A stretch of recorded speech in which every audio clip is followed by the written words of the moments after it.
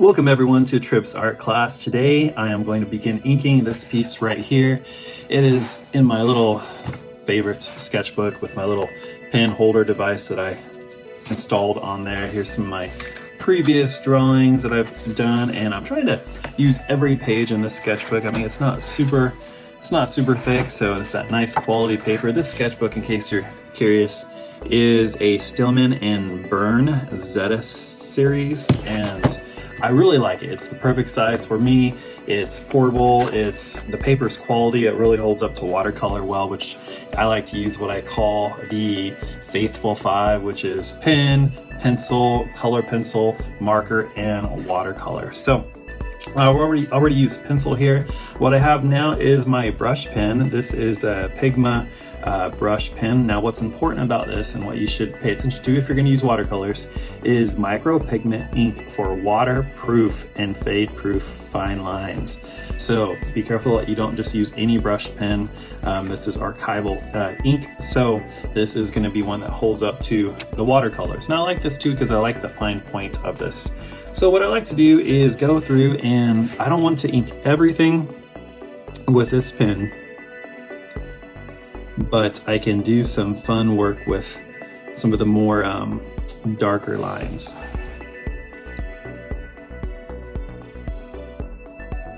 Can really practice going from light to dark.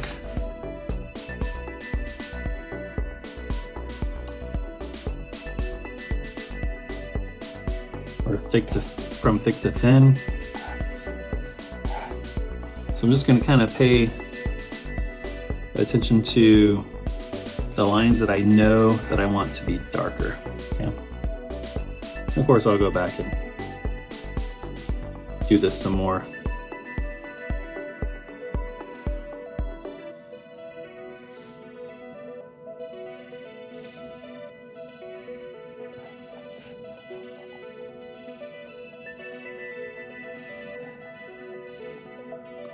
And I know this area right here.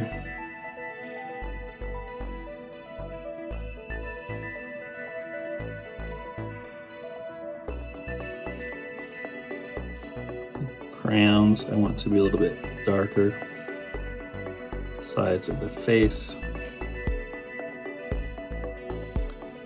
And maybe this back right here.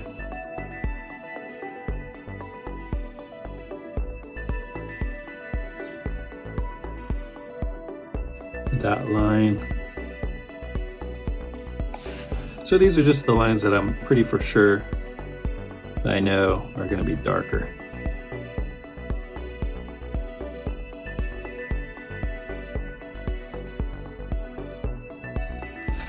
And maybe this line right here.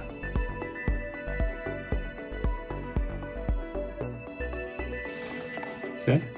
So those are some of the lines that I know for sure that are going to be darker, and I'm going to come back with this brush pen, and now I get to start to work with my Sharpie pen. I like to use these. They're the fine point Sharpies. They just work well, you know. It's like they're nothing magical. They're not like gorgeous or anything like that, but they do the job. They do the job, and they're somewhat affordable. So it's like, if it works, you know what? Why not? Why not just keep using it, right?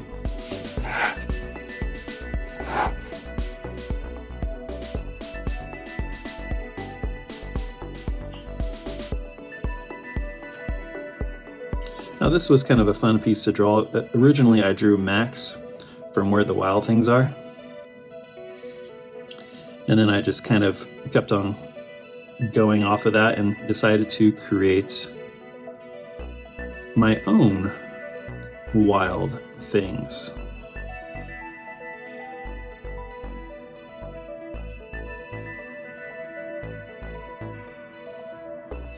And that's pretty much what I did here. I had a lot of fun with that. As you can see, the creatures are pretty wild. They're weird, they're different.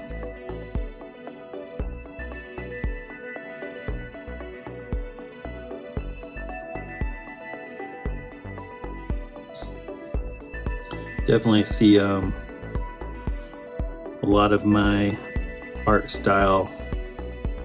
If you're familiar with a lot of my previous work.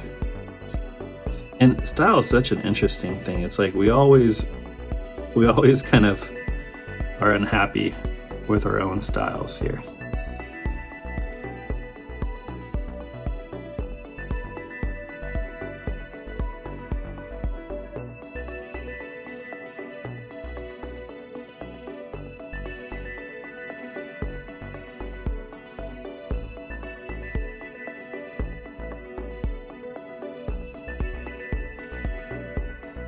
It's like if you can meet an artist who's super confident in his or her own style, I mean, that's a rarity right there. It really is.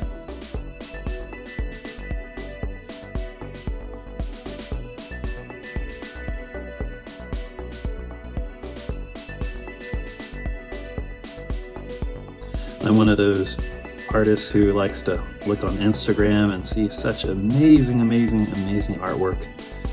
Just really superb. And then I look at my artwork and I'm like, it's horrible. I hate it. I wanna be like them.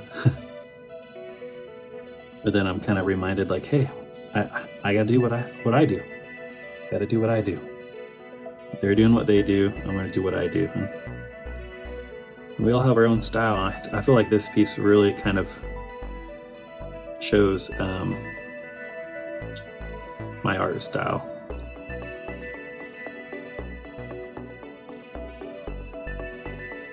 For better or for worse. And I like that. I like that idea of, hey, show your art style for better or for worse.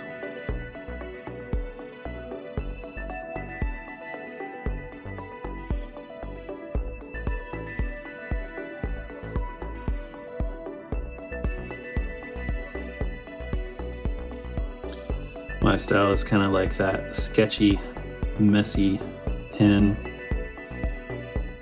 look. There's just always something about the sketchbook that I've been so fascinated with. Like the idea that it's not perfect. The idea that it's loose and messy. And it's like, I look on Instagram and YouTube and I see all these amazing digital art pieces and even traditional pieces, and they just look perfect. I mean, it looks like a computer made it. And I'm like, that's neat, but at the same time, it's like, I don't want to see work that a computer made. I want to see a work that a human made. A human with problems and real life situations. That's what I'm kind of interested in seeing. It's like I want to look at a novel. I don't want to look at a document.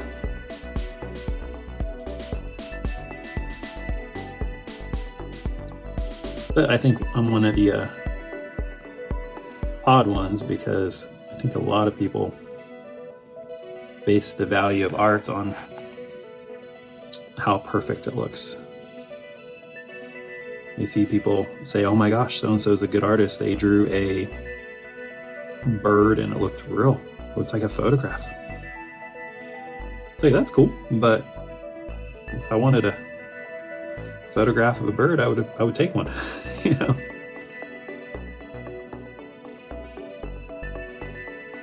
I have a really nice camera that can take really realistic photos.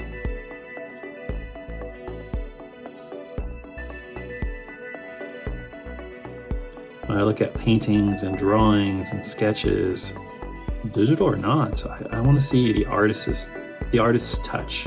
I want to see the artist's hand moving back and forth. That's what I want to see. That's what I enjoy.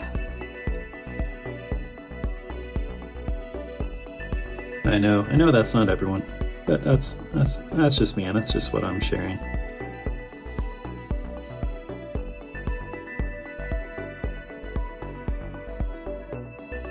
Well, Max here looks really demented.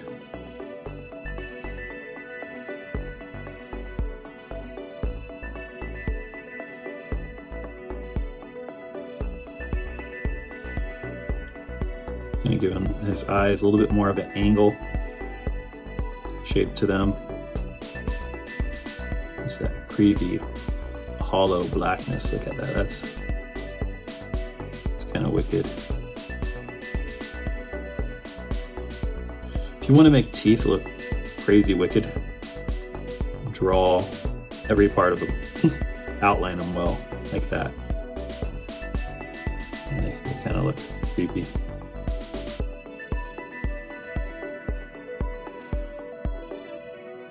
So as you can see, I'm kind of like carrying on from those initial lines.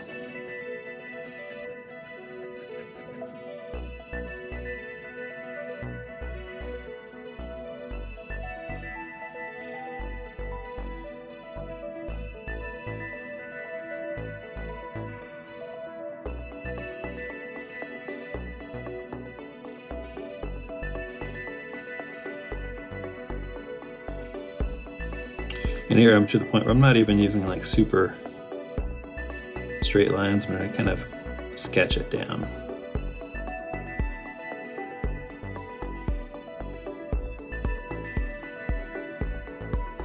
And originally when I began doing arts, I always thought every line had to be perfect. And then I started looking at some artwork by artists who I really looked up to.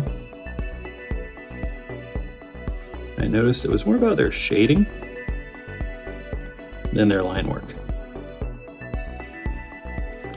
Their shading was what was like so important. As I work on the tail here, I'm just gonna, instead of making nice clean lines, I'm just gonna really sketch it out here. Kind of like what I did with my pencil.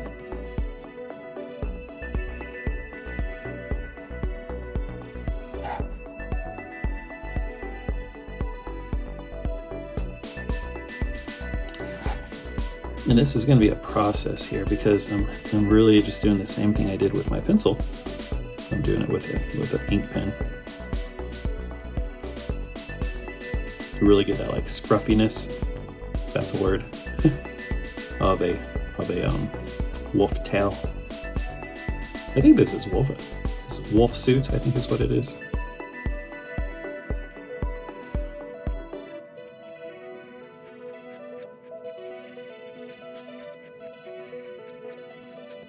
And just like I did with the pencil, I'm gonna have to go through and add multiple layers here to get the value the way I really want it to be.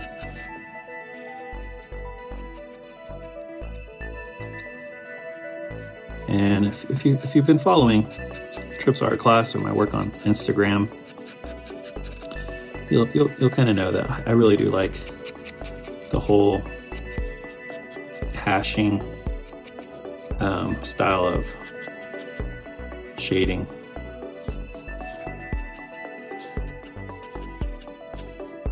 I'm a big fan of Inktober and that whole style.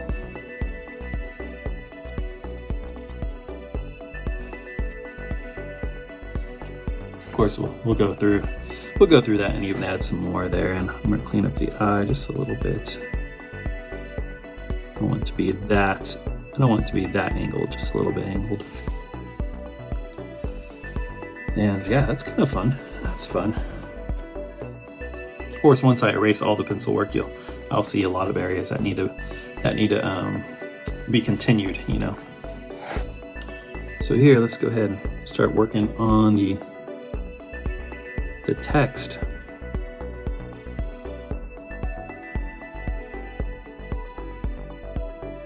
So, art announcements. I'm super excited about this announcement. It deals with sketchbooks. So, one of the artists who I watch on YouTube a lot does a lot of sketchbook journaling, I guess is what it's kind of called. And he introduced me to this artist that takes golden books, you know, those little kids books, the golden books,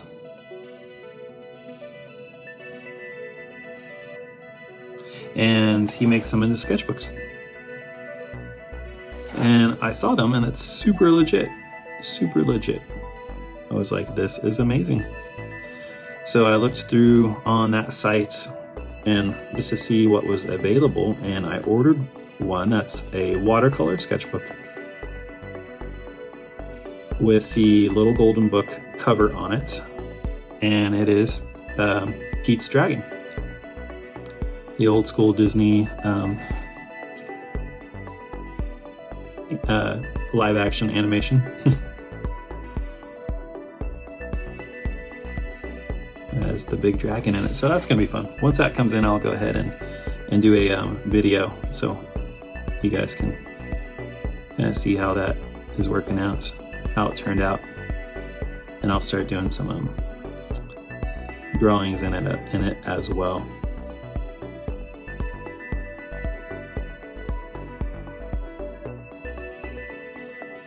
So when you're inking, one thing to pay attention to, your preliminary inking, which is what I'm doing right now, doesn't have to be perfect. And as you can see, it's not here because I'm going to go over it in layers. Pretty much my practice with art is a lot of layers, and just to continue to go over and over and over and over and over with layers upon layers, and then you get to really make things the way that you think they should be with the continual addition of layers.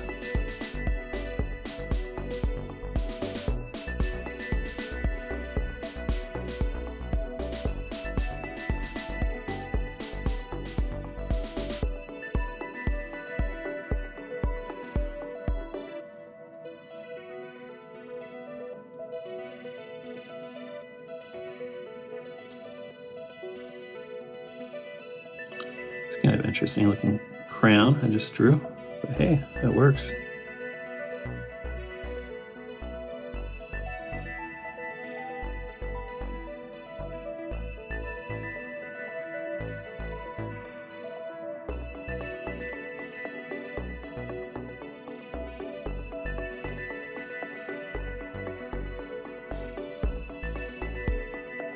One thing that I'm really kind of trying to challenge myself with right now is to loosen up my artwork.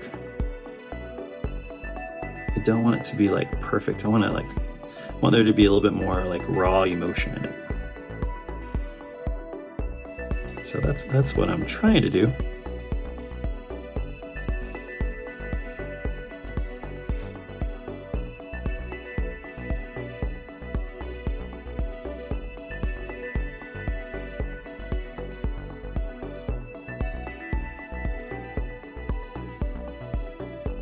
There we go.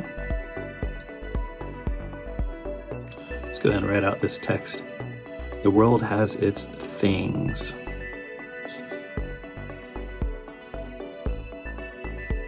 It does, doesn't it?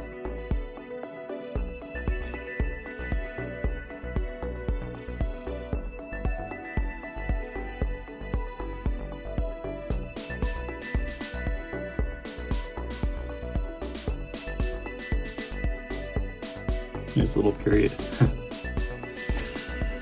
So as you can see, it's slowly starting to get inked out here. It's gonna be a process, as it always is in art.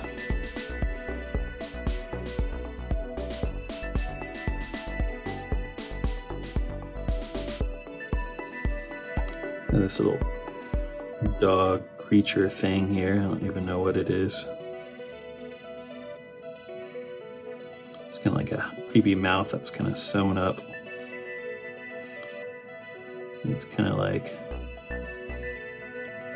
in a begging stance here.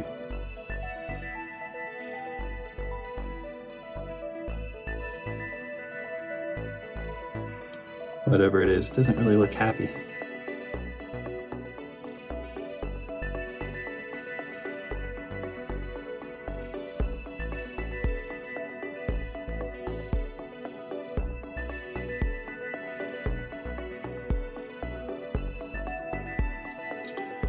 Okay, let's go ahead and continue with this part. This is going to be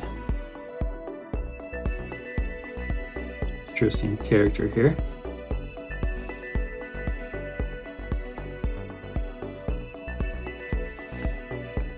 There we go.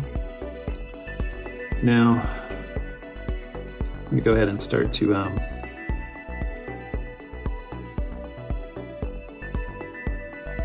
fill in this area. I'm almost tempted to grab my marker and just do it really quickly, but I want it to look very sketched, so do that a little bit more successfully just using a pen.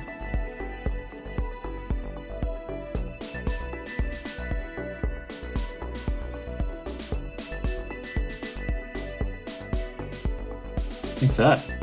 Look at this paper, it's so good it doesn't bleed through or anything. I love this paper.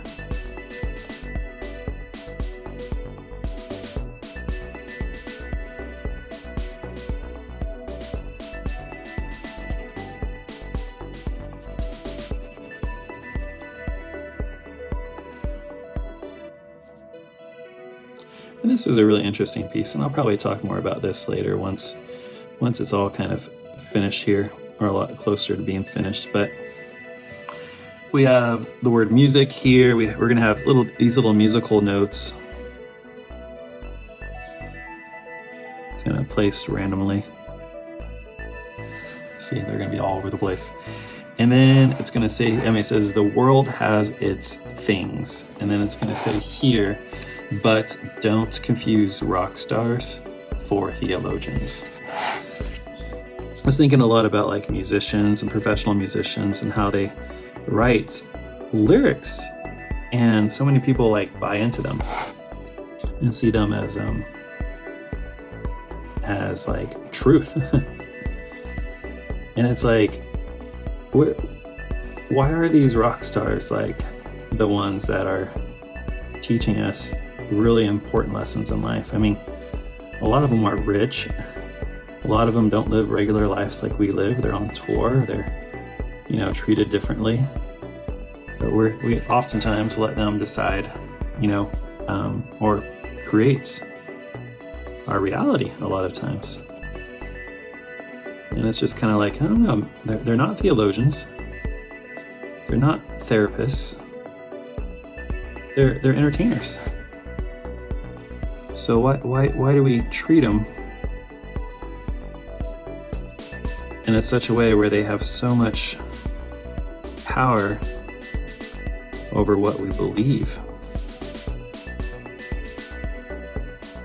So this piece is just kind of a warning / reminder to everyone that rock stars aren't theologians. They're not therapists. They're not doctors, they're entertainers.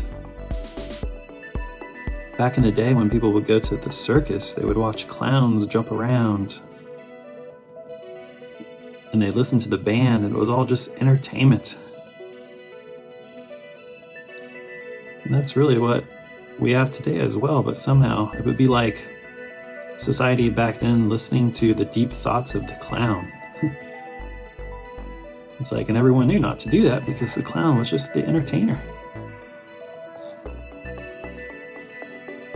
He wasn't studied or, prepared to dive into such concepts and discussions.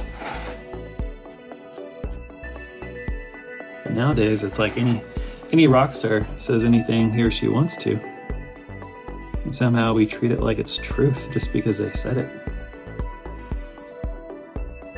I even heard, one of my students even said one time, and he said, well, so-and-so does it. And the so-and-so was a famous musician. And I was like, so? It's like, does that make it right or good? And in the eyes of that young student, he thought just because that celebrity, that musician, that rock star did something, that it was without question, like you couldn't even question it. Which always kind of stuck out to me as funny and alarming at the same time. Like, whoa, we live in a dangerous place where the people that we're emulating are, number one, people aren't really like us. They live a life that's very different than our life. And number two, what's their qualifications? Would you go to a doctor who wasn't trained? You know, would you listen to a rock star who isn't you? Who hasn't lived a life like you have? I mean, maybe they sing about it and that's what makes you think they understand. In reality, they live a very, very, very different life than what I live or what you live, probably.